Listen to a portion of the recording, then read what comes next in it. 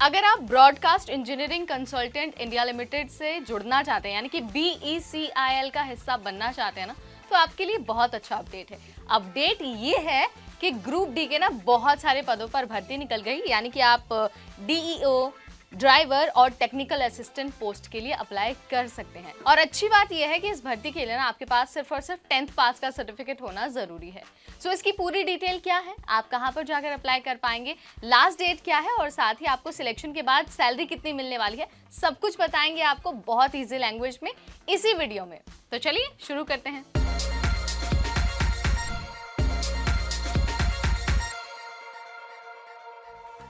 Hi everybody, मैं हूं आपकी होस्ट नेहा उपाध्याय और सरकारी नौकरी वाले एक और वीडियो के साथ मैं फिर से आपके सामने हाजिर हूं। और आज बात हो रही है BECIL में ग्रुप डी के बहुत सारे पदों पर भर्ती के बारे में, यानी कि MTS, ड्राइवर, टेक्निकल असिस्टेंट और DEO के पद।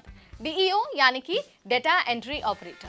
सो अगर आपको अप्लाई करना है ना, तो एक ऑफिशियल वेबसाइट दी हुई है, बस आपको वहां पर जाना होगा, अपनी डिटेल अपलोड करनी होगी और उसे कर देना होगा सबमिट। वेबसाइट है BECIL.com। आपको इस बात का ध्यान रखना है कि आपके पास फॉर्म भरने के लिए सिर्फ और सिर्फ 12 जून तक का टाइम है, इसके बाद आप अप्लाई नहीं कर पाएंगे। तो चलिए फटाफट आपको ना एक बार बता देते हैं कि किस पद के लिए कौन सी योग्यता होना जरूरी है, यानी कि आपके पास कौन सा सर्टिफिकेट होना जरूरी है। ठीक, तो सबसे पहले बात करते हैं टेक्निकल असिस्टेंट की। टेक्निकल असिस्टेंट पदों पर अप्लाई करने के लिए ना आपके पास BSc या फिर MSc की डिग्री होनी चाहिए। इसके अलावा एक्सपीरियंस भी आपके पास होना जरूरी है।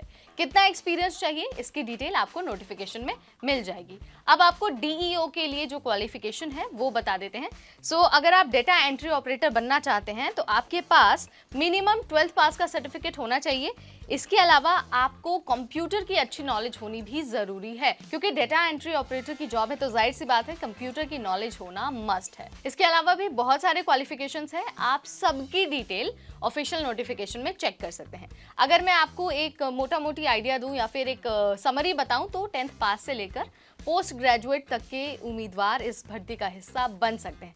अब मैं आपको क्विकली एज लिमिट भी बता देती हूँ, क्योंकि भले ही आपके पास सारे सर्टिफिकेट क्यों ना हो, अगर आप एज की क्राइटेरिया में फिट नहीं होते हैं ना, तो आप अप्लाई नहीं कर पाएंगे। सबसे पहले हम टेक्निकल असिस्टेंट की बात करेंगे तो इस भर्ती के लिए जो मैक्सिमम एज है वो 40 साल रखी गई, यानी कि इससे ज़्यादा आपकी एज नहीं होनी चाहिए। फिर से अगर मैं आपको मोटा मोटी आइडिया दूँ एज का, तो मिनिमम एज 20 साल और मैक्सिमम एज 40 साल रखी गई है। हर पद के लिए योग्यता और उम्र सीमा अलग अलग है। आप जिस भी पोस्ट के लिए अप्लाई कर रहे हैं ना, आप उसकी डिटेल नोटिफिकेशन में जाकर चेक कर सकते हैं। ठीक, अब हम आपको ना सैलरी का भी आइडिया दे देते हैं। सिलेक्शन के बाद आपको 24,440 रुपए से 40,710 रुपए तक की सैलरी मिल सकती है। इसके अलावा जो भी सुविधाएं एक सरकारी कर्मचारी को मिलते हैं, यानी कि TA, DA, HRA और जो दूसरे पर्क्स और अलाउंसेस हैं, वो सब भी आपको मिलेंगे। आपको इस बात का भी बहुत अच्छे से ध्यान रखना है। अगर आपको कोई समस्या होती है या फिर आपको कुछ नहीं समझ में आ रहा है, तो आप नोटिफिकेशन पढ़ सकते हैं, या फिर आप ना एक ईमेल ID है, वहां पर भी अपनी क्वेरी रेज कर सकते हैं। ईमेल है techquery11@gmail.com। आप यहाँ पर जो भी अपनी समस्या है शेयर कर सकते हैं, बता सकते हैं और आपकी समस्या का निदान मिल जाएगा आपको। फिलहाल इस वीडियो में इतना ही। अगर आपको सरकारी नौकरी से रिलेटेड ऐसे और नोटिफिकेशंस देखने हैं, ऐसे और वीडियोस देखनी है, तो आज ही सब्सक्राइब करिए हमारा चैनल NBT Tech Ed। अगली बार फिर आएंगे नई जानकारी, नई वीडियो और नई नोटिफिकेशन के साथ। तब तक मुझे यानी नेहा को दीजिए इजाजत। Keep watching NBT Tech Ed।